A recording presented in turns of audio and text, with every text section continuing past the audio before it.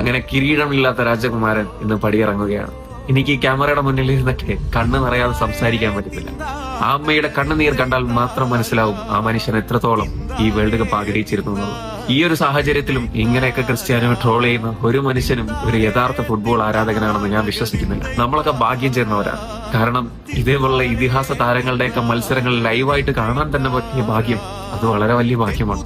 അതെ, അമ്മയുടെ മോന് ആ വേൾഡ് കപ്പ് എന്നുള്ള സ്വപ്നം നിറവേറ്റാനായിട്ട് സാധിച്ചില്ല. ജീവിതത്തിലും ഫുട്ബോളിലും തനിക്ക് ചെയ്യാൻ പറ്റുന്നതിനപ്പുറം ചെയ്തു വെച്ചിട്ടാണ് ഈ മോന്റെ പടിയിറക്കം. നിങ്ങൾ ഈ കളിയാക്കുന്നത് ഫുട്ബോളിലെ കാലത്തെയും മികച്ചവനായ ക്രിസ്ത്യാനോയാണ്. പ്രായം പോലും കണക്കിലെടുക്കാണ്ട് രാജ്യത്തിന് വേണ്ടി എന്തെങ്കിലും ചെയ്യാൻ പറ്റുമെന്ന് ഇറങ്ങി തിരിച്ച ആ മനുഷ്യൻ ഇന്ന് വേദനയോടെയാണ് കളം വിട്ടത്. ഇനിയുള്ള വേൾഡ് കപ്പിൽ ഇവരാരും ഇല്ല എന്നുള്ള ഓർത്തു നോക്കിയാൽ മാത്രം മതി ഇവരെയൊക്കെ റെസ്പെക്ട് ചെയ്യാനായിട്ട് നിങ്ങൾക്ക് താനെ മനസ്സ് വന്നോളും. ഇനി ആ ഉയർന്ന ചാട്ടവും പന്തുമായിട്ടുള്ള ഓട്ടവും സൂ എന്ന വിളിയെല്ലാം വെറും ഓർമ്മകളായി മാറിക്കൊണ്ടിരിക്കുകയാണ്. ഒരുപാട് നന്ദി ക്രിസ്ത്യാനോ. ഹൃദയങ്ങൾ കീറി മുറിച്ച് നശിപ്പിക്കാൻ ശ്രമിച്ചാലും മായ്ക്കാൻ പറ്റാത്ത ഓർമ്മകൾ സമ്മാനിച്ച് ഞങ്ങളുടെ റൊണാൾഡോ. ഓരോ ക്രിസ്ത്യാനോ ഫാൻസും ഇപ്പോഴും പറയും ദ ലെജൻഡ്, ദ ഗോഡ്, അവർ ക്രിസ്ത്യാനോ റൊണാൾഡോ.